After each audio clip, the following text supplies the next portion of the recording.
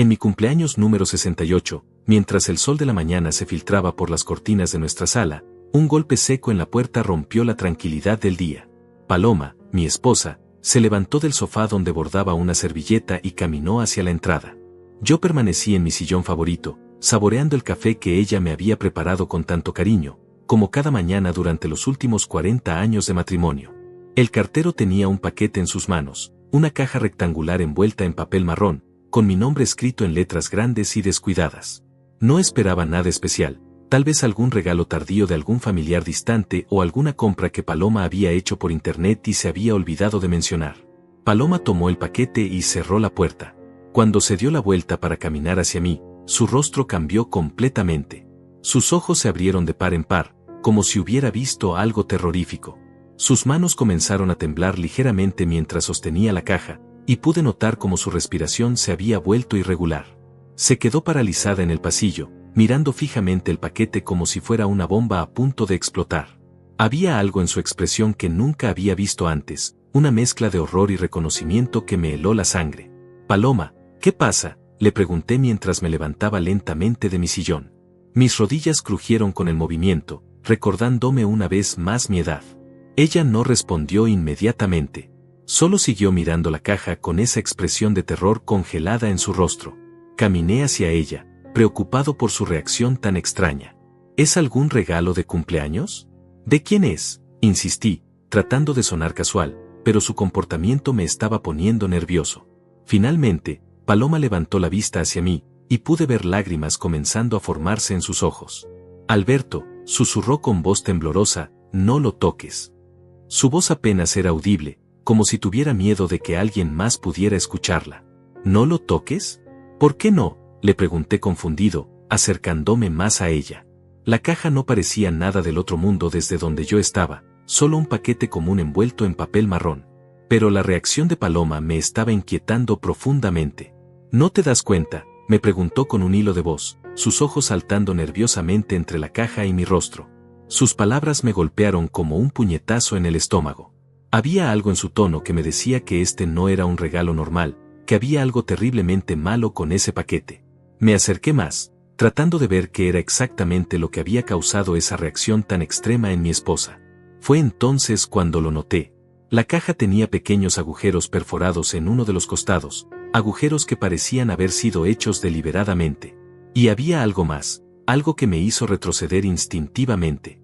Un sonido muy sutil, casi imperceptible, venía del interior del paquete. Era como un raspado ligero, como si algo dentro estuviera moviéndose. Mi corazón comenzó a latir más rápido, y una sensación de peligro inminente se apoderó de mí.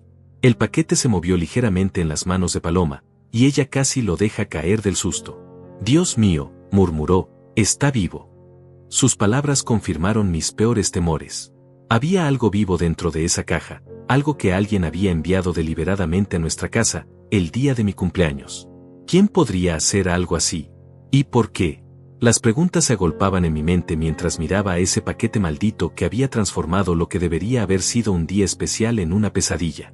En ese momento, mientras Paloma sostenía temblorosa esa caja siniestra y yo permanecía paralizado por la incredulidad, supe que algo terrible estaba a punto de suceder. El sonido del interior se hizo más fuerte, más insistente, como si la criatura dentro supiera que había llegado a su destino. Y yo no tenía la menor idea de qué horror nos esperaba cuando finalmente descubriéramos que había enviado nuestra casa, y quién lo había hecho.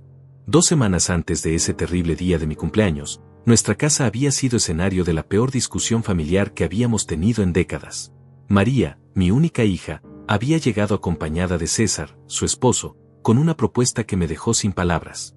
Recuerdo perfectamente cómo se sentaron en el sofá de la sala, él con esa sonrisa falsa que siempre me había puesto nervioso, y ella con una determinación en los ojos que no reconocía.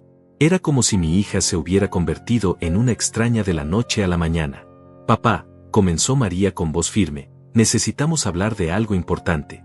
César y yo hemos estado pensando mucho sobre nuestro futuro, sobre el futuro de los niños». Se refería a Mateo y Mónica, mis queridos nietos de 8 y 10 años, que en ese momento estaban en el patio trasero jugando con el perro del vecino. «Hemos decidido que es hora de que nos transfieras la casa, como un adelanto de la herencia, para que podamos hacer las mejoras que necesita y vivir aquí todos juntos como una gran familia».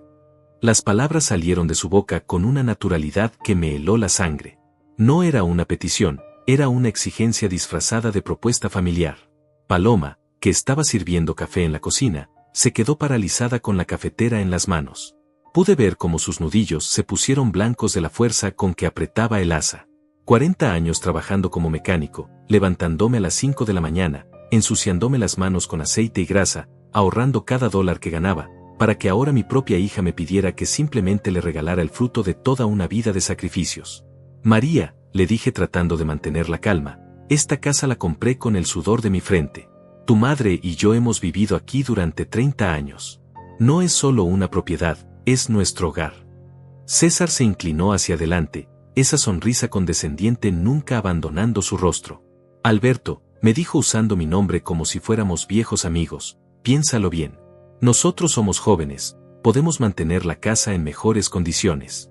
Ustedes ya están mayores, ¿para qué necesitan tanto espacio? Podrían mudarse a un apartamento más pequeño, más cómodo para su edad. La sangre comenzó a hervirme en las venas. ¿Más cómodo para nuestra edad? ¿Quién era él para decirnos dónde debíamos vivir? Este hombre que nunca había trabajado un día completo en su vida, que siempre tenía nuevos esquemas para hacerse rico rápido, que vivía del trabajo de mi hija mientras ella se mataba trabajando doble turno en el hospital. Además, continuó César sin darme tiempo a responder, pensamos que sería mejor para los niños crecer aquí.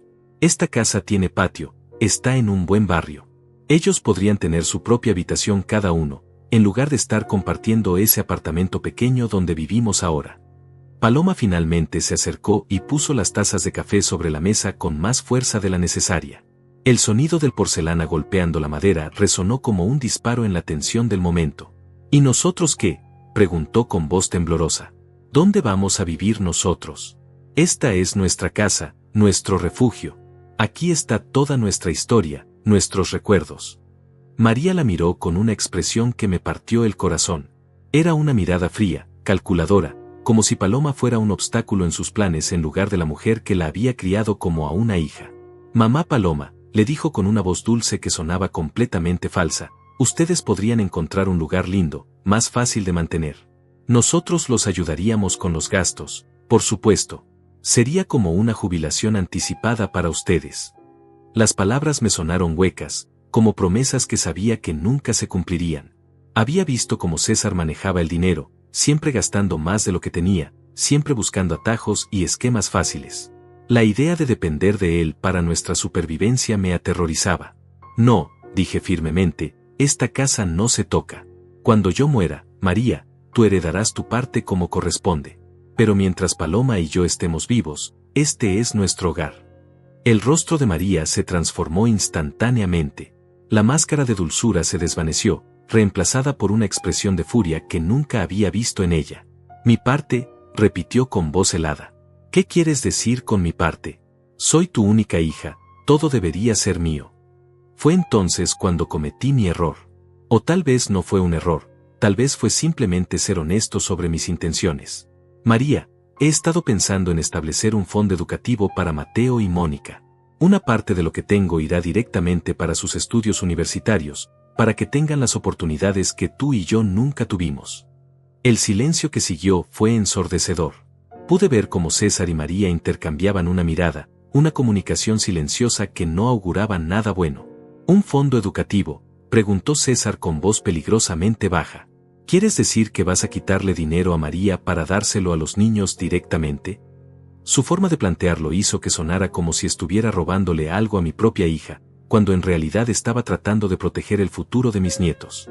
Los niños son menores, continué explicando. El fondo estaría diseñado para que solo puedan acceder al dinero para educación, para que nadie pueda gastárselo en otras cosas. La explosión que siguió fue peor de lo que había imaginado. María se puso de pie de un salto, su rostro rojo de ira. ¿Otras cosas? ¿Te refieres a nosotros? ¿Piensas que César y yo vamos a robarles a nuestros propios hijos? Su voz se había vuelto estridente, y pude escuchar cómo Mateo y Mónica dejaron de jugar en el patio. Probablemente nos estaban escuchando desde afuera, siendo testigos de esta horrible escena familiar que nunca debería haber sucedido. Eso no es lo que quise decir, traté de explicar, pero César me interrumpió. No, Alberto, eso es exactamente lo que quisiste decir. No confías en nosotros con el dinero. Después de todo lo que hemos hecho por ti, después de traerte a los nietos para que los conozcas, después de incluirte en nuestras vidas. Sus palabras eran como dagas envenenadas. Incluirme en sus vidas. Como si fuera un favor que me hacían, como si yo fuera el que necesitaba de ellos y no al revés. Todo lo que han hecho por mí, repetí lentamente, dejando que la ironía de sus palabras flotara en el aire. ¿Te refieres a las veces que he pagado el alquiler de su apartamento? ¿A los préstamos que nunca han devuelto? ¿A la vez que pagué la reparación de su auto porque no tenían seguro? ¿A los regalos de Navidad para los niños porque ustedes no podían permitírselos? Cada palabra salía cargada de años de resentimiento acumulado, años de dar y dar sin recibir ni siquiera un agradecimiento sincero a cambio. Paloma se acercó y puso su mano en mi hombro, tratando de calmarme, pero yo ya había cruzado una línea de la que no había vuelta atrás. 40 años trabajé en ese taller, María. 40 años respirando humo de soldadura, lastimándome la espalda cargando motores, para construir algo para nuestra familia. Y ahora vienes aquí, con él, señalé a César con desprecio, exigiéndome que les regale todo como si me lo debieran. María se dirigió hacia la puerta, arrastrando a César con ella. Está bien, papá. Ya entendí. Prefieres a unos nietos que apenas ves 2 veces al mes antes que a tu propia hija que ha estado contigo toda la vida. Sus palabras me dolieron más de lo que quería admitir, porque tenían una pizca de verdad. Pero no era que los prefiriera, era que quería protegerlos de repetir los errores que estaba viendo en sus padres. Si esa es tu decisión, continuó María desde el umbral de la puerta, entonces no esperes volver a vernos. Y definitivamente no esperes volver a ver a Mateo y Mónica. No voy a permitir que mis hijos crezcan pensando que su abuelo no confía en su madre. La amenaza colgó en el aire como una sentencia de muerte. Mis nietos, los únicos rayos de luz en mis años dorados, usados como armas en esta guerra familiar que nunca había querido pelear. María, por favor, suplicó Paloma, pero ya era demasiado tarde. La puerta se cerró con un golpe que resonó por toda la casa, llevándose con ella no solo a mi hija y su familia, sino aparentemente también mi futuro como abuelo. En las 2 semanas que siguieron, el silencio fue ensordecedor. No hubo llamadas telefónicas, no hubo visitas dominicales, no hubo risas de niños corriendo por el patio. Solo el eco de palabras hirientes y la sensación de que algo precioso se había roto para siempre. Ahora, mientras miraba ese paquete siniestro que había llegado en mi cumpleaños, comenzaba a preguntarme si esa ruptura familiar había sido solo el comienzo de algo mucho peor. Los días que siguieron a esa terrible confrontación se sintieron como los más largos de mi vida. La casa, que antes resonaba con las risas de Mateo y Mónica cada domingo, ahora se había convertido en un mausoleo de silencio. Paloma y yo nos movíamos como fantasmas por los pasillos, evitando hablar del elefante en la habitación, pero ambos sabíamos que algo fundamental había cambiado para siempre en nuestra familia. Cada vez que sonaba el teléfono, mi corazón saltaba con la esperanza de que fuera María llamando para disculparse, pero invariablemente eran vendedores telefónicos o llamadas equivocadas. Durante esas 2 semanas de silencio, comencé a reflexionar sobre toda una vida de sacrificios que tal vez habían sido en vano. Recordaba vívidamente el día en que nació María, cuando tenía apenas 23 años y trabajaba turnos dobles en el taller para poder pagar las cuentas del hospital. Paloma había tenido complicaciones durante el parto, y los gastos médicos nos habían dejado endeudados por años. Pero nunca me quejé, nunca dudé que valía la pena cada hora extra, cada dolor de espalda, cada mano cortada por el metal. Recordaba también cuando María cumplió 15 años y quiso una fiesta como la de sus amigas ricas del colegio. Yo sabía que no podíamos permitírnoslo, pero ver la ilusión en sus ojos me partía el corazón. Trabajé 3 trabajos durante 6 meses, incluso los fines de semana, limpiando oficinas después de mis turnos normales en el taller. La fiesta costó más de $3,000, dinero que podríamos haber usado para arreglar el techo que goteaba de nuestra casa, pero ver su sonrisa esa noche hizo que todo valiera la pena. O al menos eso pensé en ese momento. Cuando llegó el momento de su graduación de la escuela secundaria, María quería un vestido verde esmeralda que había visto en una boutique elegante del centro. Costaba $400, más de lo que yo ganaba en una semana en esa época. Paloma me había sugerido que fuéramos a una tienda más económica, pero yo recordaba mi propia graduación, cuando había tenido que usar el traje prestado de mi primo que me quedaba 3 tallas grande. No quería que mi hija pasara por esa humillación. Empeñé mi reloj, el único objeto de valor que poseía, herencia de mi padre, para comprarle ese vestido. Nunca pude recuperarlo. La universidad fue otro desafío financiero que enfrenté sin vacilar. María había sido aceptada en la facultad de enfermería, y aunque había algunas becas disponibles, no cubrían todos los gastos. Durante 4 años, cada dólar que ganaba se dividía entre los gastos de la casa y la educación de mi hija. Paloma tuvo que empezar a trabajar limpiando casas para ayudar con los gastos, algo que me dolía profundamente porque siempre había querido ser capaz de mantener a mi familia sin que ella tuviera que trabajar tan duro. Pero tal vez el sacrificio más grande vino cuando María conoció a César en su último año de universidad. Desde el primer momento, algo en ese hombre me puso nervioso. Tenía esa forma de hablar demasiado suave, demasiado convincente, como un vendedor tratando de colocar un producto defectuoso. Pero María estaba enamorada, o al menos eso creía, y yo no quería ser el padre autoritario que arruina la felicidad de su hija. Cuando me pidió dinero prestado para el anillo de compromiso porque César estaba entre trabajos, debería haber visto las señales de alarma. Pero le presté los $500 sin hacer preguntas. La boda fue otro golpe a nuestras finanzas ya precarias. César insistía en que tenía que ser algo especial, pero cuando llegó el momento de pagar, misteriosamente sus inversiones no habían dado los frutos esperados. Una vez más, fui yo quien tuvo que cubrir la mayoría de los gastos. $8,000 por una fiesta de un día, dinero que Paloma y yo habíamos estado ahorrando para finalmente arreglar la casa y tal vez tomarnos esas vacaciones que siempre habíamos postergado. Pero ver a María feliz en su día especial, pensé, no tenía precio. Después de la boda, esperaba que las cosas mejoraran, que César finalmente encontrara estabilidad laboral y que pudieran independizarse financieramente. Pero en lugar de mejorar, las peticiones de ayuda se volvieron más frecuentes y más grandes. Primero fue el depósito para el apartamento porque César había tenido problemas con su crédito. Luego fueron los muebles porque no podían permitirse comprarlos. Después vino el auto cuando el suyo se descompuso y no podían pagar la reparación. Cada vez, María venía con lágrimas en los ojos, explicando cómo era solo temporal, cómo me pagarían tan pronto como las cosas mejoraran. Cuando nacieron Mateo y Mónica, 2 años después de la boda, pensé que finalmente tendría la oportunidad de ser el abuelo que siempre había soñado ser. Pero incluso esa alegría vino acompañada de más responsabilidades financieras. Los gastos del hospital, la ropa de bebé, los juguetes, las cunas, todo parecía caer automáticamente sobre mis hombros.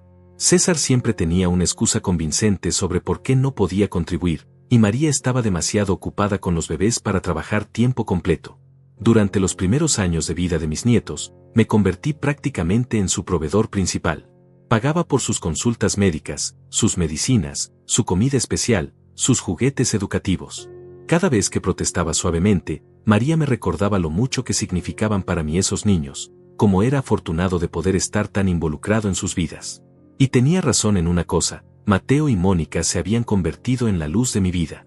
Sus risas inocentes, sus abrazos espontáneos, la forma en que gritaban abuelo, cuando me veían llegar, todo eso hacía que cualquier sacrificio valiera la pena.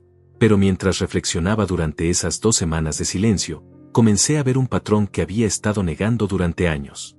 Cada regalo que les daba a mis nietos, cada juguete, cada ropa nueva, cada salida especial, todo había sido pagado por mí.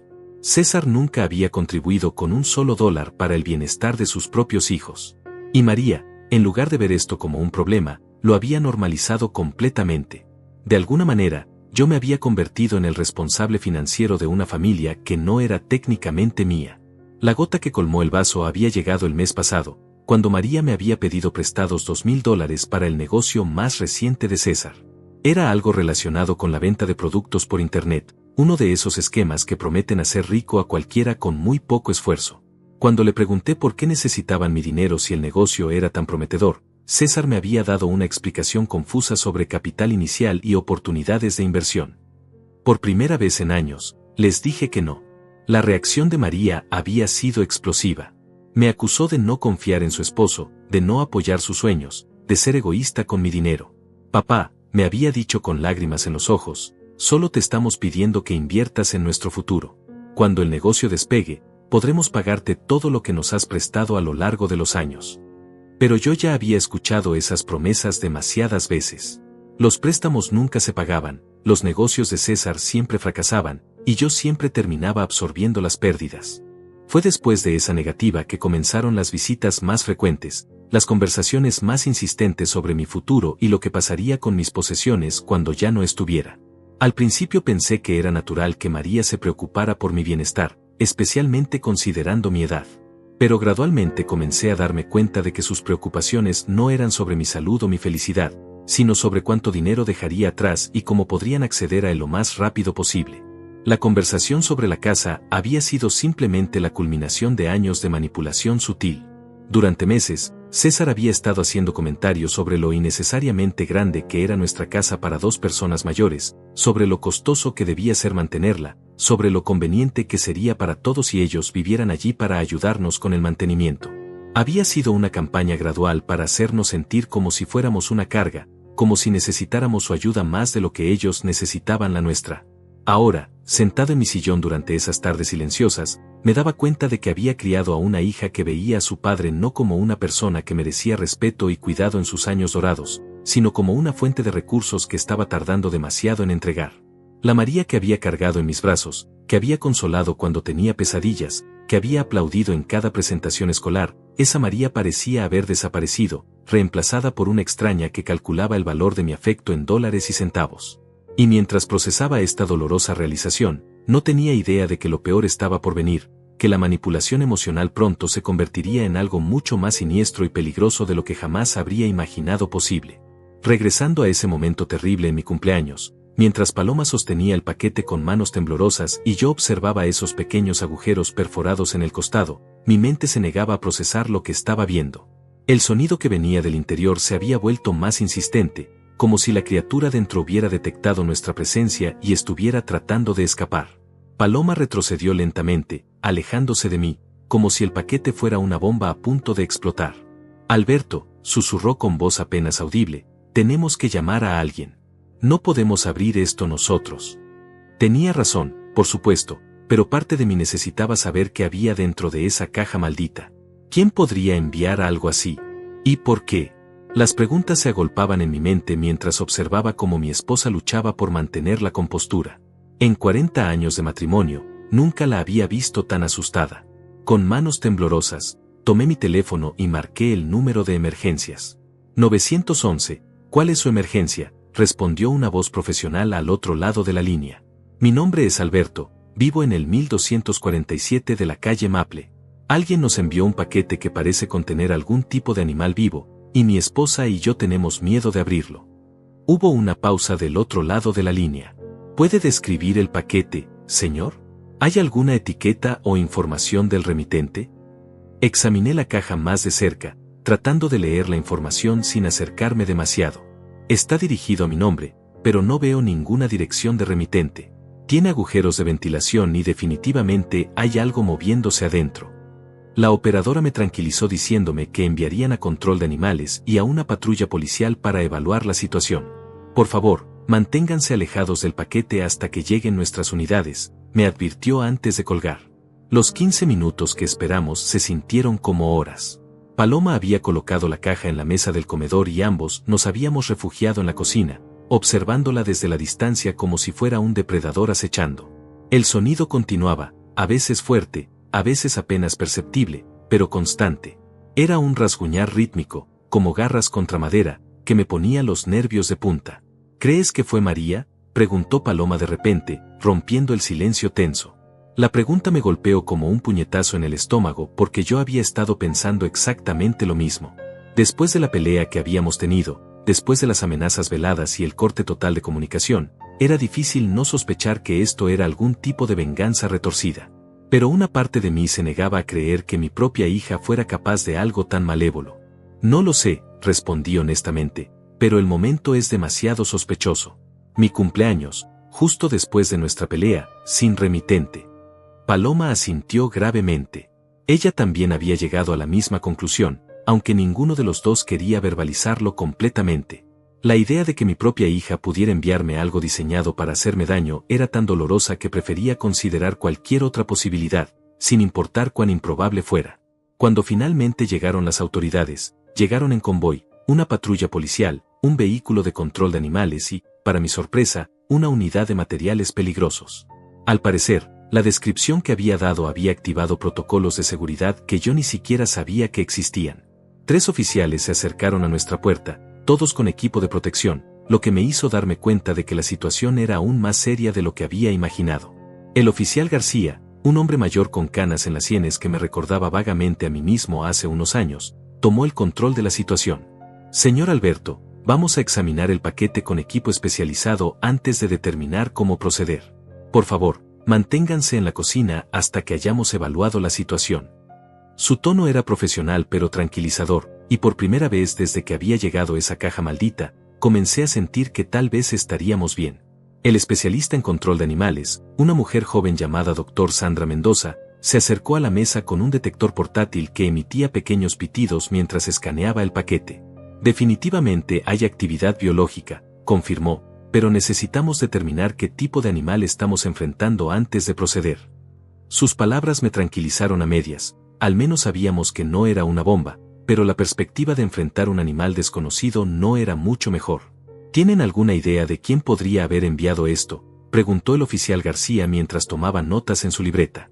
La pregunta que había estado temiendo llegó inevitablemente, y sabía que tendría que ser honesto sobre la situación familiar, sin importar cuán vergonzoso fuera admitir que sospechaba de mi propia hija. Tuvimos una discusión seria con mi hija y su esposo hace 2 semanas, expliqué con reluctancia.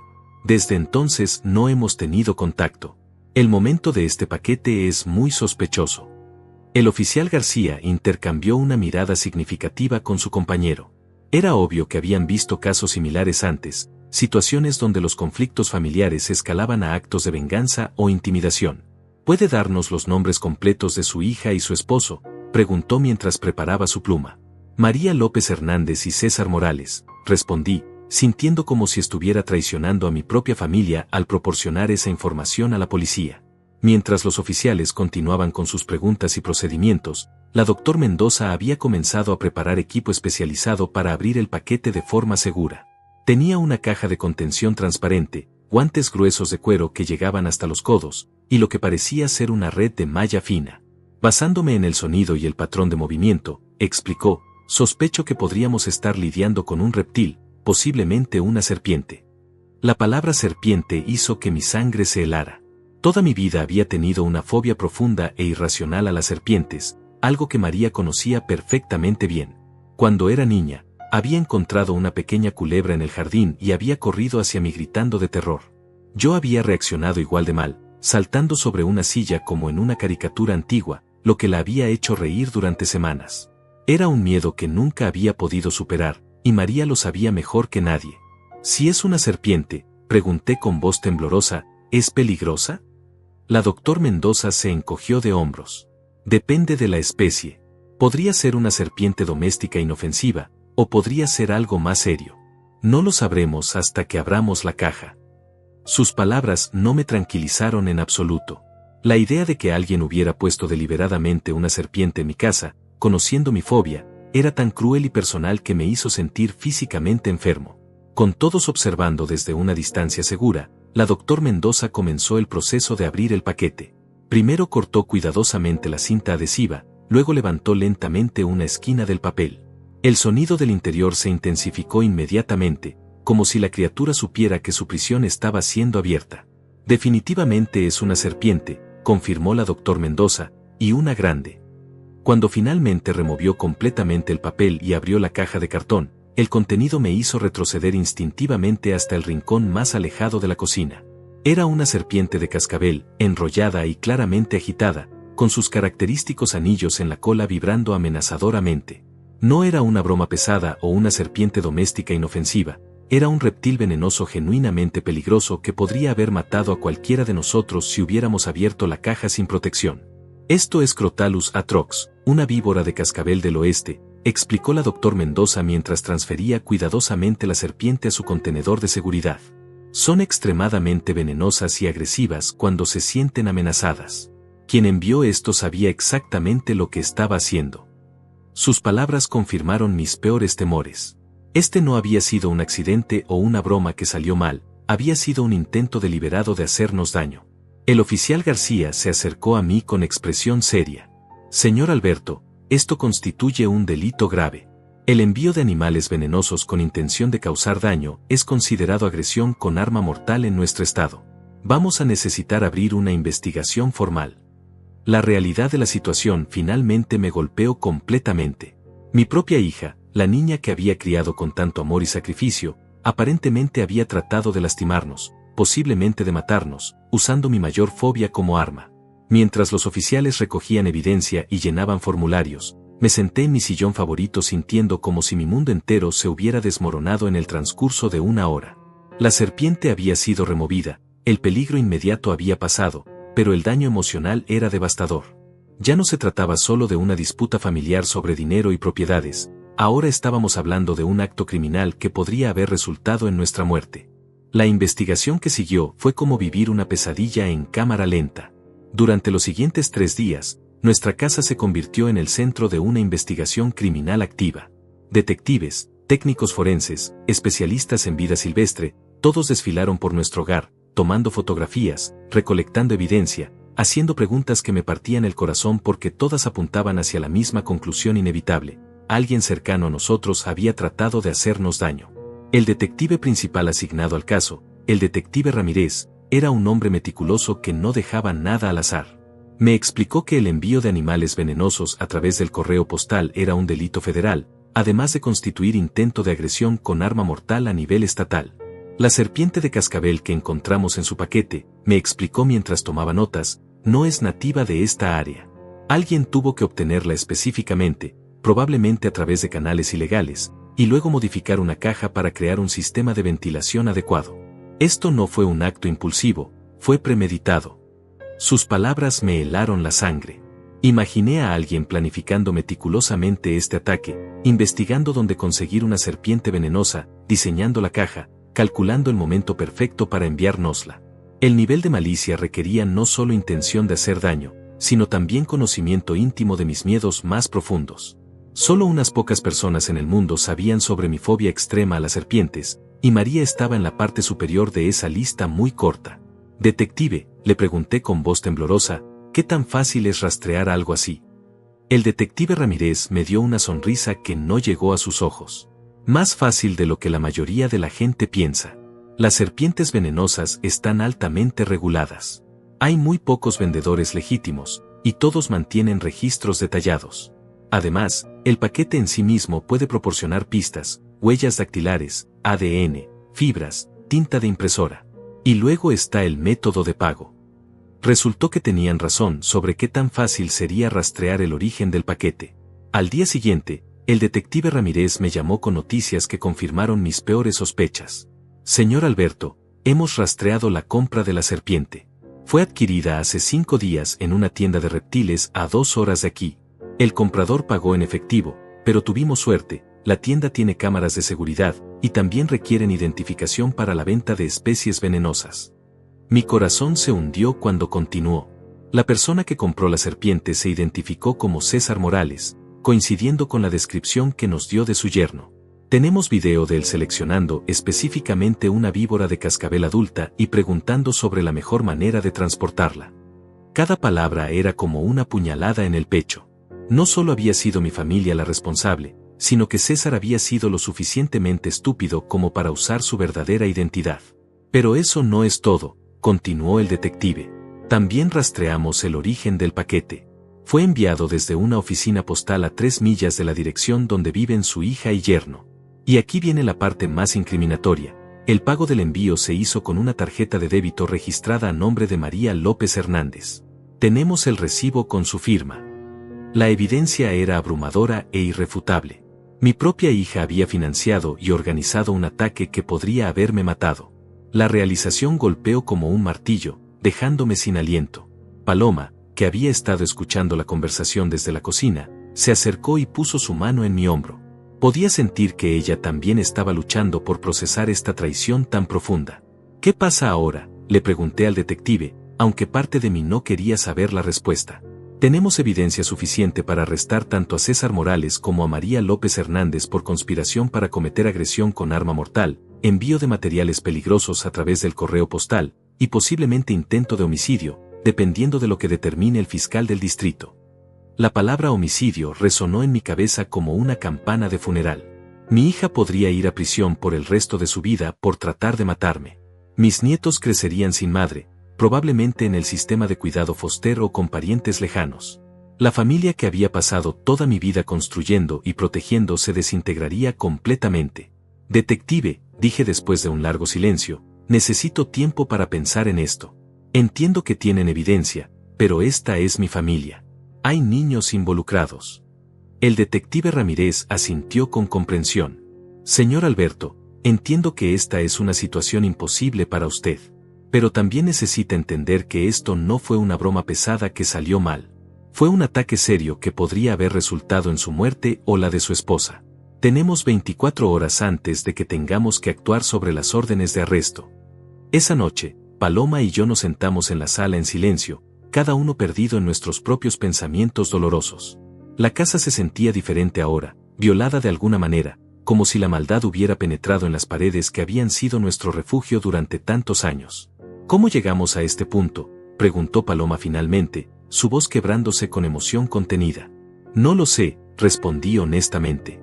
Pensé que conocía a mi hija. Pensé que a pesar de nuestros problemas, nunca me haría daño real.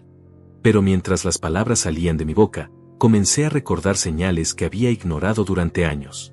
La forma en que María hablaba de las personas que se interponían en su camino, su aparente falta de empatía cuando otros sufrían reveses financieros, la facilidad con la que mentía cuando le convenía.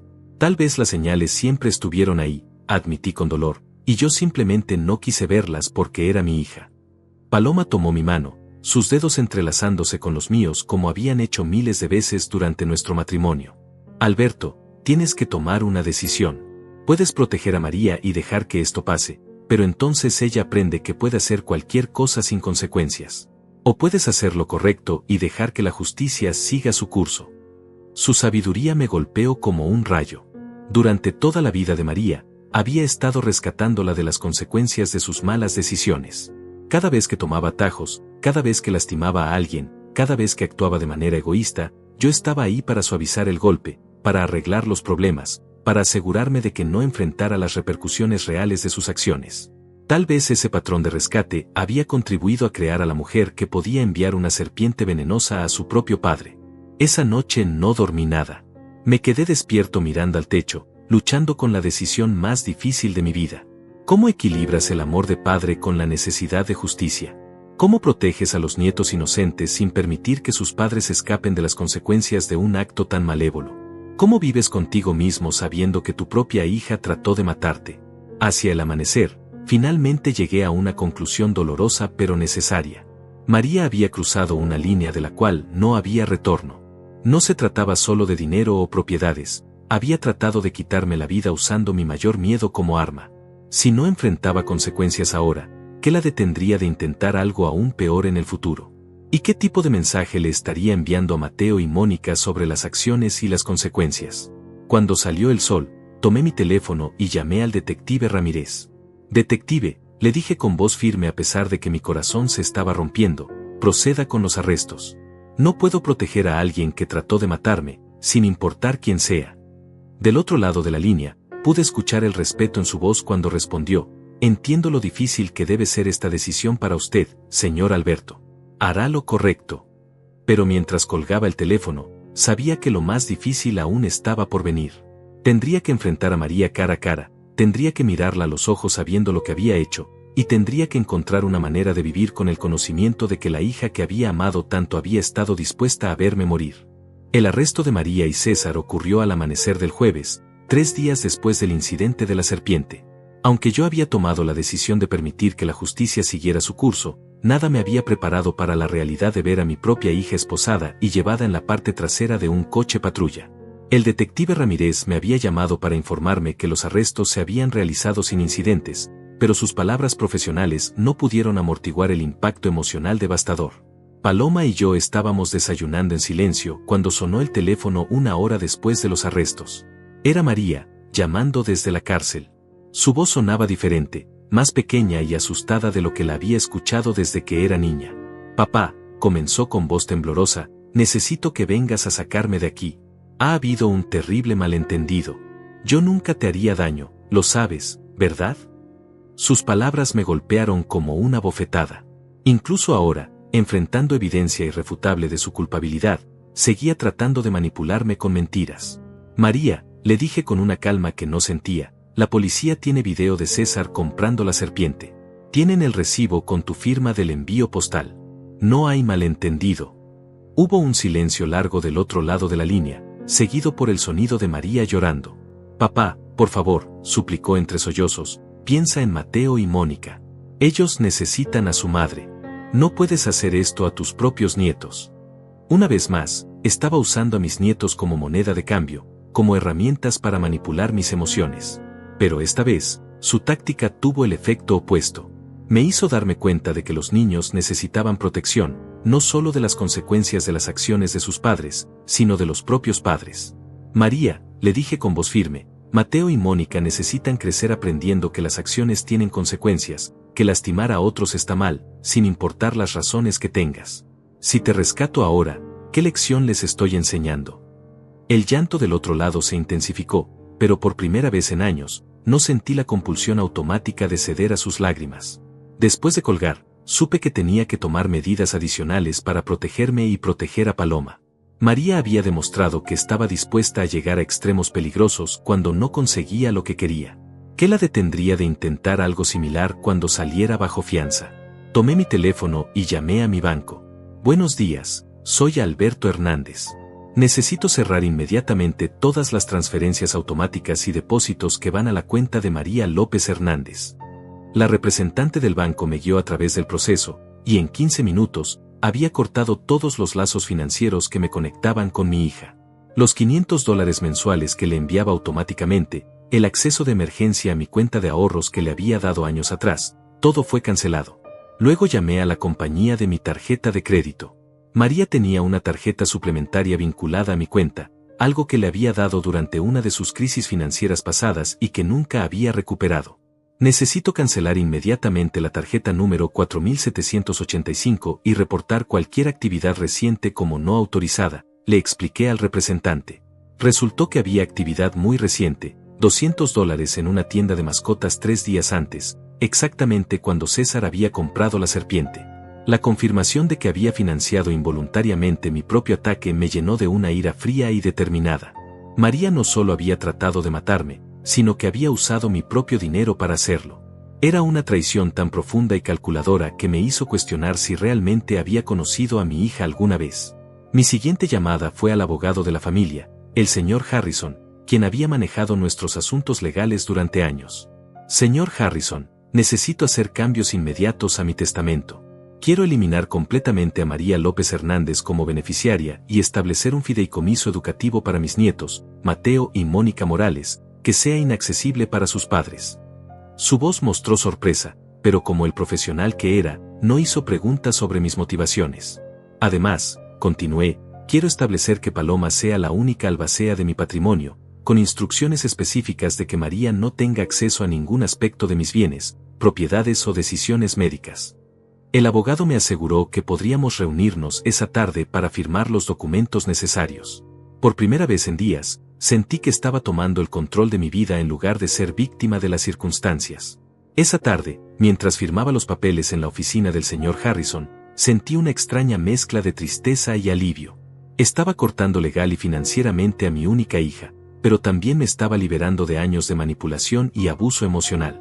Los fondos educativos para sus nietos, explicó el abogado, estarán disponibles solo para gastos educativos verificados, matrícula, libros, alojamiento en dormitorios universitarios.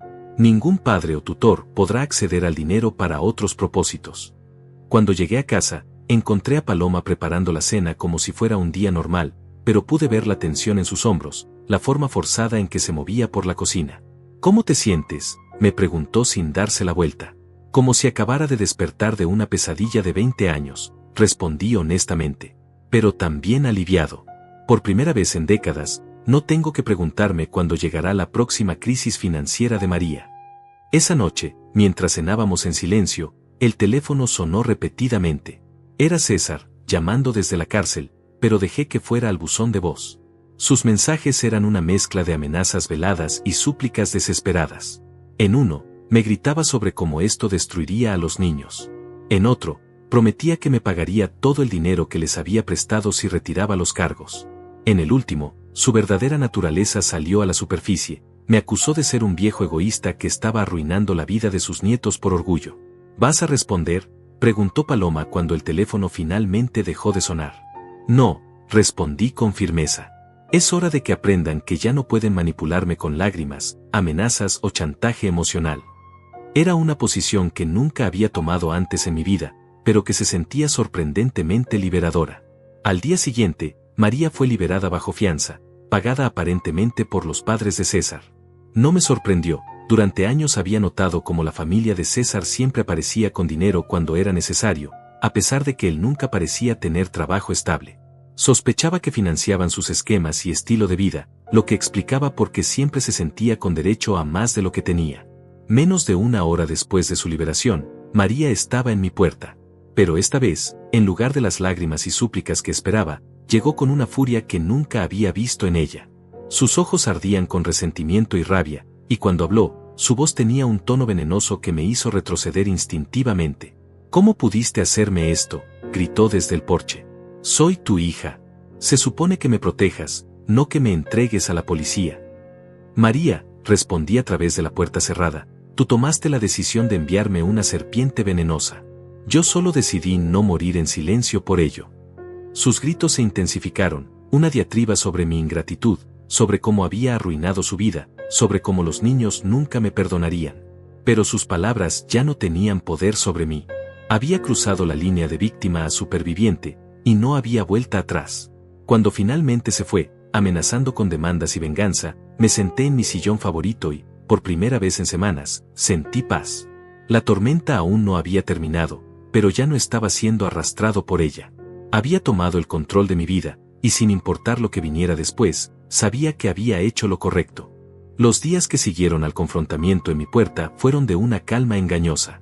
María había desaparecido de nuestras vidas tan abruptamente como había aparecido con su furia, pero yo sabía que esto era solo el ojo del huracán. Personas como mi hija y César no se rendían fácilmente, especialmente cuando su fuente de ingresos había sido cortada tan drásticamente.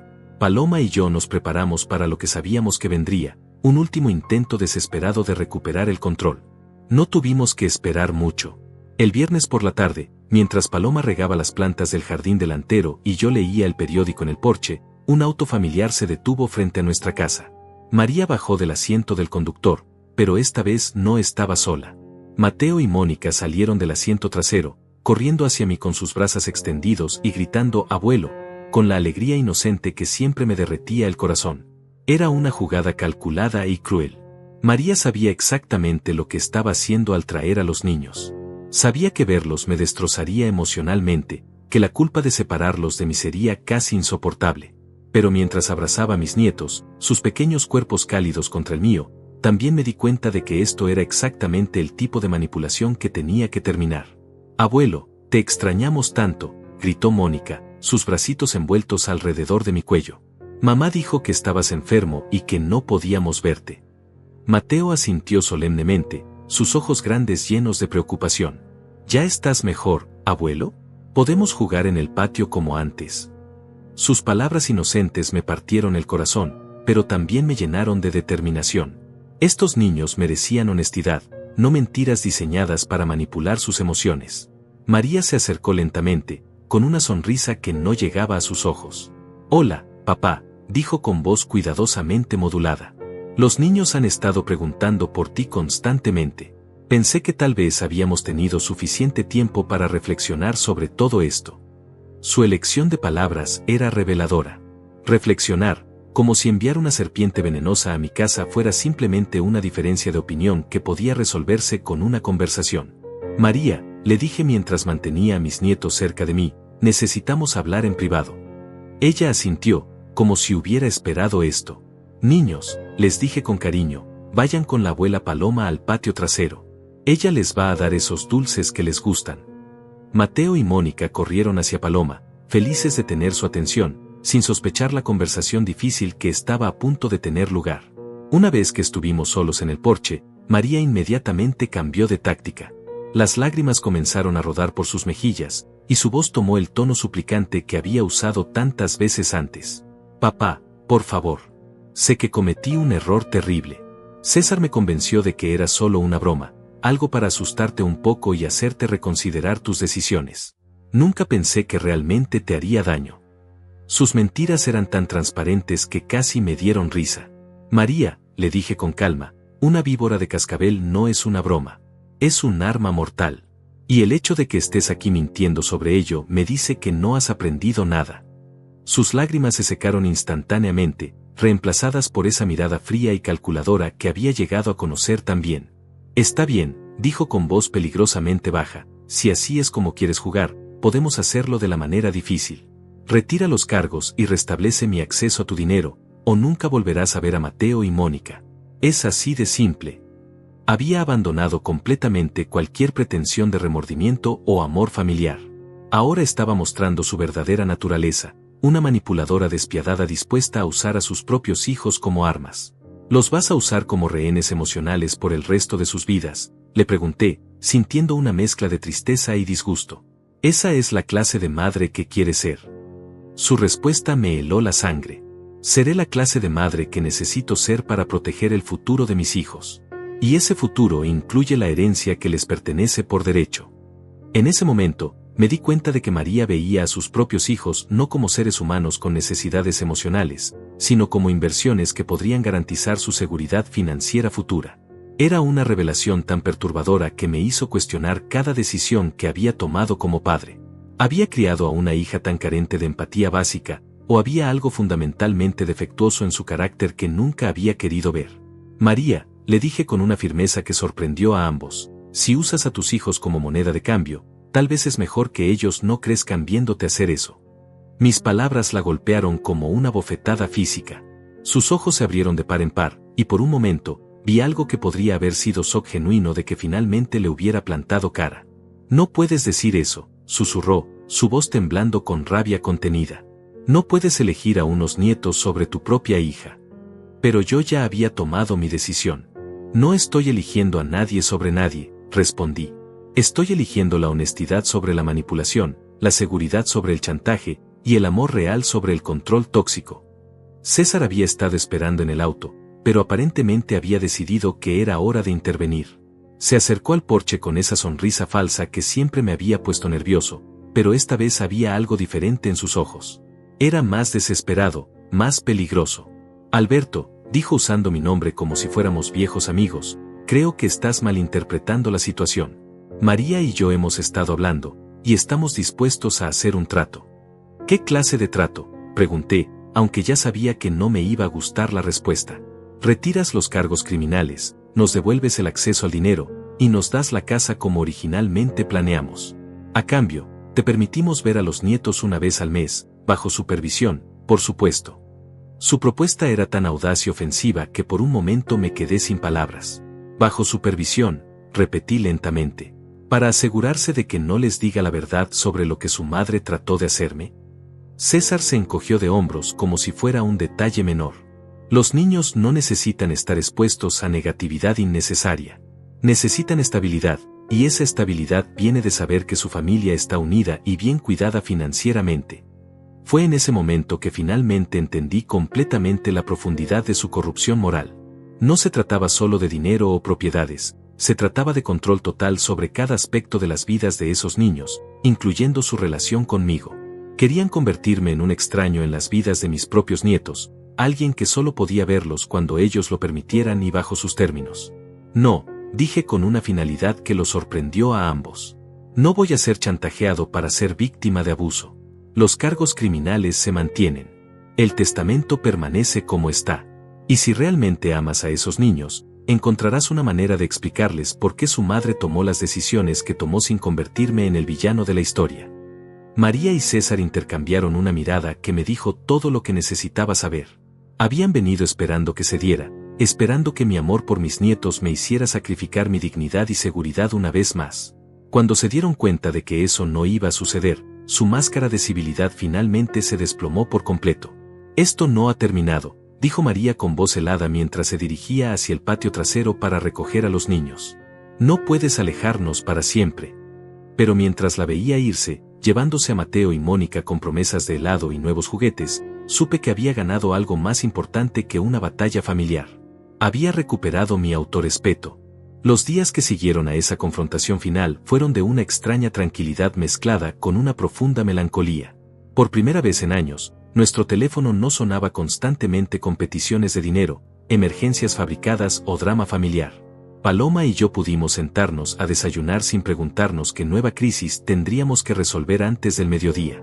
Era liberador, pero también doloroso, porque significaba que mis nietos habían desaparecido de nuestras vidas junto con sus padres. Una semana después del ultimátum fallido de María, recibí una llamada del detective Ramírez con noticias que me tranquilizaron y me preocuparon a la vez. Señor Alberto, pensé que debería saber que su yerno, César Morales, ha estado tratando de contactar a conocidos para conseguir dinero para un abogado mejor. Al parecer, el defensor público no está dispuesto a argumentar que enviar una serpiente venenosa fue una broma que salió mal. La información me confirmó lo que ya sabía. César y María estaban desesperados, y la gente desesperada a menudo tomaba decisiones aún más peligrosas. Detective, le pregunté, ¿debería estar preocupado por mi seguridad? Su respuesta fue medida pero honesta. No tenemos evidencia específica de amenazas adicionales, pero recomiendo precauciones básicas. Mantenga las puertas cerradas, esté consciente de su entorno, y llámenos inmediatamente si nota cualquier comportamiento sospechoso. Esa tarde, mientras Paloma y yo discutíamos estas preocupaciones de seguridad, tomé una decisión que había estado posponiendo. Paloma, le dije, creo que es hora de que visitemos al señor Harrison una vez más. Quiero asegurarme de que los nietos estén completamente protegidos, sin importar lo que pase con el caso criminal. Ella asintió con entendimiento. Ambos sabíamos que María y César eran capaces de hacer cualquier cosa cuando se sintieran acorralados. En la oficina del abogado esa tarde, establecimos un fideicomiso educativo irrevocable para Mateo y Mónica. El dinero estará disponible para gastos educativos únicamente, explicó el señor Harrison, y será administrado por un fideicomisario independiente hasta que cumplan 25 años. Ni los padres ni ningún tutor legal podrán acceder a estos fondos para otros propósitos. Era lo mejor que podía hacer para asegurar el futuro de mis nietos desde la distancia.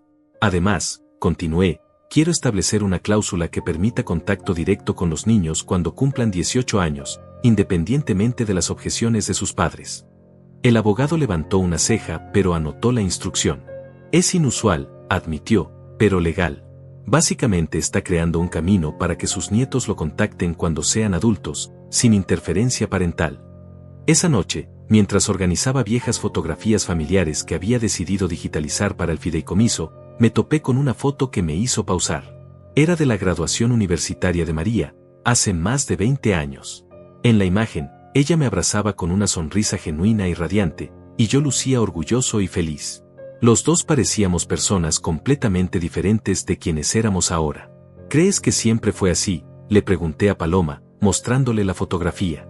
¿O realmente cambió en algún punto? Paloma estudió la imagen durante un largo momento antes de responder. Creo que las semillas siempre estuvieron ahí, dijo finalmente. Recuerda cómo reaccionaba cuando era niña si no conseguía exactamente lo que quería. Recuerda los berrinches, la forma en que manipulaba situaciones para evitar consecuencias. Nosotros lo llamábamos ser fuerte de carácter, pero tal vez era algo más. Sus palabras me obligaron a confrontar una verdad dolorosa. Durante años, había excusado el comportamiento problemático de María como fortaleza, determinación o simplemente características de una personalidad fuerte. Había interpretado su falta de empatía como independencia, su manipulación como inteligencia, su egoísmo como ambición. Tal vez, en mi deseo de ser un padre amoroso y comprensivo, había permitido que se desarrollaran rasgos de carácter destructivos. El problema, continué reflexionando en voz alta, es que cada vez que rescaté a María de las consecuencias de sus acciones, le enseñé que sus decisiones no tenían repercusiones reales. Que siempre habría alguien ahí para limpiar sus desastres. Paloma tomó mi mano, sus dedos cálidos contra los míos. Alberto, no puedes culparte por amar a tu hija.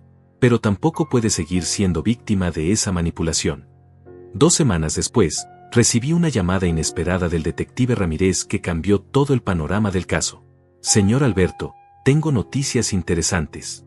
César Morales ha decidido cooperar con la fiscalía a cambio de una reducción de cargos. Ha admitido que él compró la serpiente y organizó el envío, pero afirma que fue idea de María y que ella financió toda la operación. La noticia me golpeó como un puñetazo en el estómago. Por un lado, confirmaba lo que ya sabía, que María había sido la arquitecta principal de este ataque contra mí. Por otro lado, significaba que tendría que enfrentar la realidad de que mi propia hija había planificado deliberadamente mi muerte o lesión grave. ¿Qué significa esto para el caso?, pregunté, aunque temía la respuesta. Significa que María enfrentará cargos más serios, posiblemente intento de homicidio en primer grado, mientras que César probablemente se declarará culpable de cargos menores como conspiración y envío de materiales peligrosos. Ella podría estar viendo entre 10 y 20 años de prisión. Las palabras del detective resonaron en mi cabeza. Mi hija podría pasar las próximas 2 décadas en prisión por tratar de matarme. Esa noche, Paloma y yo nos sentamos en nuestro porche, mirando las estrellas como habíamos hecho tantas veces durante nuestros 40 años de matrimonio. ¿Te arrepientes?, me preguntó suavemente, ¿de haberla entregado a la policía? La pregunta me había estado atormentando desde el momento en que tomé esa decisión, pero la respuesta llegó más fácilmente de lo que esperaba. No, respondí con firmeza. Me arrepiento de no haber puesto límites claros hace años. Me arrepiento de haber permitido que el patrón de manipulación y abuso continuara durante tanto tiempo. Pero no me arrepiento de finalmente decir, basta. Paloma asintió, y pude ver alivio en sus ojos. Ella también había sido víctima de la manipulación de María durante años, siempre sintiéndose culpable cuando no podía hacer más para ayudar. ¿Y los nietos?, preguntó Paloma, tocando el tema que ambos habíamos estado evitando. Es lo que más duele, admití. Pero espero que algún día, cuando sean mayores, entiendan que todo lo que hice fue para protegerlos también. Para enseñarles que las acciones tienen consecuencias, que el amor no significa permitir que te lastimen, y que está bien alejarse de relaciones tóxicas, incluso cuando son familiares. Mientras las semanas pasaron y el caso legal siguió su curso, comencé a notar cambios en mí mismo que no había esperado. Por primera vez en décadas, no me despertaba con ansiedad preguntándome qué nueva crisis familiar tendría que enfrentar. No revisaba mi cuenta bancaria diariamente para ver qué cargos no autorizados había hecho María. No saltaba cada vez que sonaba el teléfono. En lugar de eso, Paloma y yo comenzamos a redescubrir quiénes éramos como pareja sin el constante drama familiar. Empezamos a tomar caminatas matutinas por el barrio, algo que habíamos abandonado años atrás porque siempre estábamos demasiado estresados o preocupados por alguna crisis de María. Volvimos a cocinar juntos los domingos, preparando comidas elaboradas solo para nosotros dos. ¿Sabes?, le dije a Paloma una tarde mientras preparábamos la cena, no había notado cuánto estrés estaba llevando hasta que desapareció. Ella sonrió, pero era una sonrisa triste. 40 años, respondió. 40 años esperando que María madurara, que se volviera responsable, que apreciara todo lo que hiciste por ella. Tal vez es hora de aceptar que eso nunca va a suceder. Tenía razón. Era hora de hacer las paces con la pérdida de la hija que había esperado tener, para poder vivir en paz con la realidad de la hija que realmente había criado. 6 meses después de aquel día terrible de mi cumpleaños, me despierto cada mañana sin el nudo de ansiedad en el estómago que había sido mi compañero constante durante años. La sentencia de María fue dictada hace 3 semanas, 15 años de prisión por intento de homicidio en primer grado y conspiración criminal. César recibió 5 años por su cooperación con la fiscalía. Cuando el juez leyó el veredicto, María me miró directamente a los ojos desde la mesa de los acusados, y por un momento, vi algo que podría haber sido reconocimiento de lo que había hecho. Pero luego apartó la mirada, y supe que ese momento de posible redención había pasado. Los niños fueron puestos bajo el cuidado de los padres de César temporalmente, una situación que me preocupa pero sobre la cual tengo poco control legal. Sin embargo, el fideicomiso educativo que establecí permanece intacto, y el señor Harrison me asegura que cuando Mateo y Mónica cumplan 18 años, tendrán acceso no solo a los fondos para su educación, sino también a una carta que escribí explicando todo lo que pasó desde mi perspectiva. Será su decisión si quieren conocer mi versión de la historia.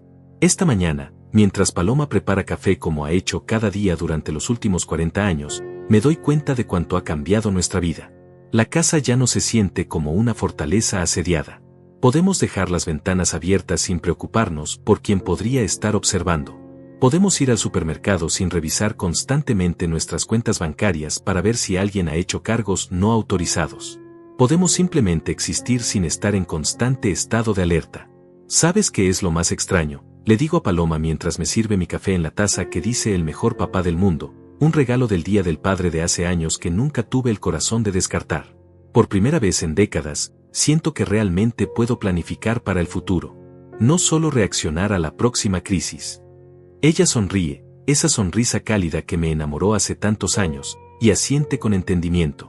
Hemos comenzado a hacer planes que habíamos postergado durante años. El mes pasado, finalmente arreglamos el techo que había estado goteando durante 5 años. La semana pasada, pintamos la sala por primera vez en una década. No son cambios dramáticos, pero representan algo profundo, la capacidad de invertir en nuestro presente en lugar de estar siempre rescatando el futuro de alguien más. Ayer, mientras trabajaba en el jardín, el señor Johnson, nuestro vecino de toda la vida, se acercó para charlar. Alberto, me dijo, no sé qué pasó con toda esa situación familiar el año pasado, pero quería decirte que te ves 10 años más joven.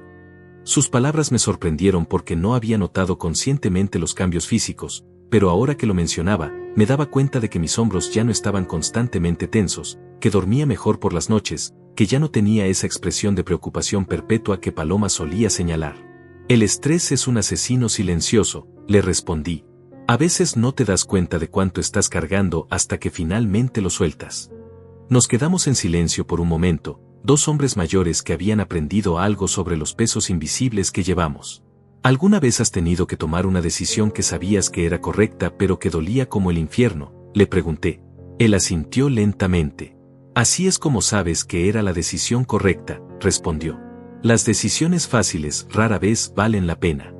Por las tardes, Paloma y yo hemos vuelto a una rutina que habíamos abandonado hace años, sentarnos en el porche después de la cena, tomándote helado y observando cómo el barrio se tranquiliza para la noche.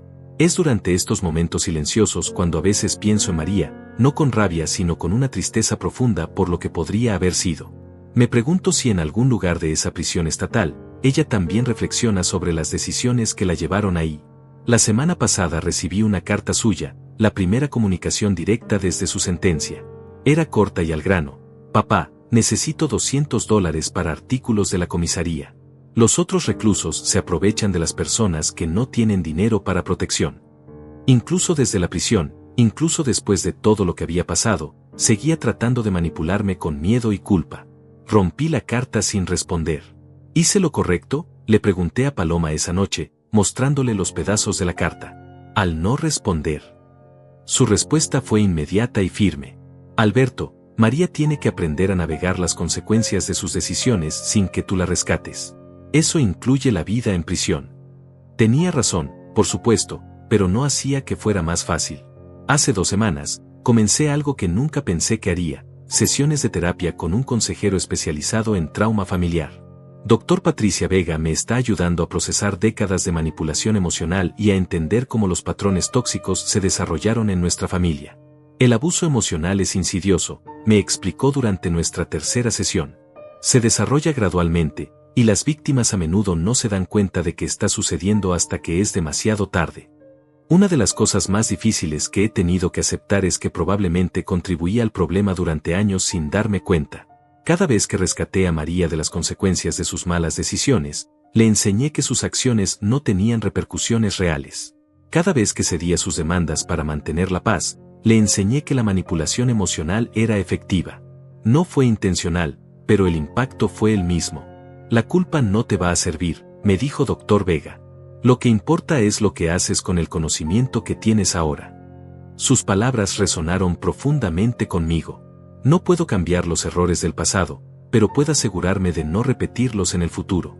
Anoche, mientras revisaba viejas fotografías para el álbum digital que estoy creando para mis nietos, encontré una imagen que me hizo pausar. Era de la primera Navidad de Mateo, cuando tenía apenas 6 meses. En la foto, toda la familia está reunida alrededor del árbol, María sosteniendo a Mateo, César fingiendo interés en los regalos, Paloma y yo radiantes como abuelos nuevos. Todos parecemos felices, como una familia normal celebrando las fiestas.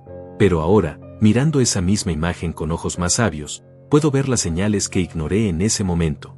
La forma en que María sostiene a Mateo más como un accesorio que como un bebé. La sonrisa forzada de César cuando no está mirando directamente a la cámara. La tensión sutil en mi propia postura, como si ya estuviera cargando un peso invisible. ¿Crees que alguna vez volveré a ver a los nietos?, le pregunté a Paloma mientras guardaba las fotografías. No lo sé, respondió honestamente. Pero sí sé que cuando sean adultos, tendrán acceso a la verdad a través del fideicomiso. Tendrán la oportunidad de hacer sus propias decisiones sobre qué tipo de relación quieren contigo. Era lo mejor que podía esperar, que algún día, Mateo y Mónica tendrían la edad suficiente para entender la diferencia entre el amor tóxico y el amor saludable. Esta mañana, mientras escribo estos pensamientos en mi diario, me doy cuenta de que mi historia no tiene un final de cuento de hadas. No hubo reconciliación dramática ni perdón emotivo. Pero tampoco es una tragedia. Es la historia de un hombre que finalmente aprendió la diferencia entre amar a alguien y permitir que te destruya. Es la historia de elegir la dignidad sobre la desesperación, la verdad sobre la conveniencia. María finalmente consiguió lo que quería. Estoy fuera de su vida. Pero por primera vez, eso no se siente como un castigo. Se siente como una bendición. Porque después de 68 años en este mundo, finalmente he aprendido que alejarse de las relaciones tóxicas no es abandono, es supervivencia. Y por primera vez en décadas, estoy realmente viviendo, no solo sobreviviendo.